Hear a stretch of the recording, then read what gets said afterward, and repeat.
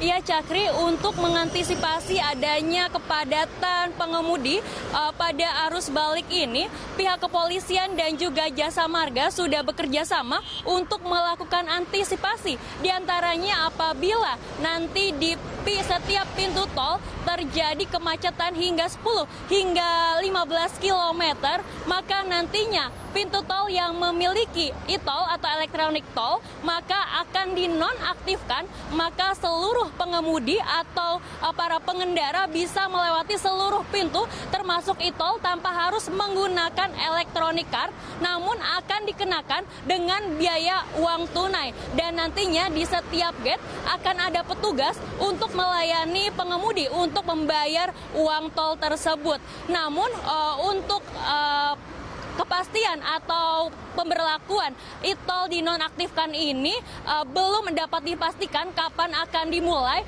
karena hal ini melihat apakah memang hal ini harus diberlakukan.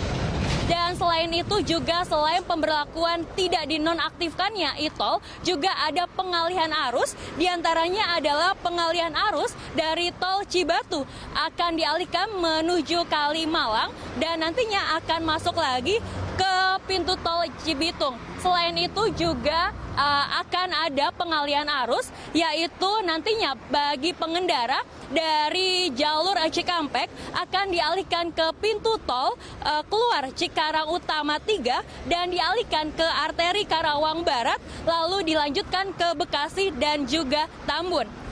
Cakri. Iya, lalu Nori, ini kalau kita lihat pemberlakuan e-tol diberlakukan atau tidaknya ini sifatnya masih situasional. Semoga juga dari Ditlantas sudah siap untuk mengarahkan ataupun memang ada rekayasa lalu lintas agar tidak terjadi kemacetan saat arus balik, tidak seperti saat arus mudik sebelumnya ya.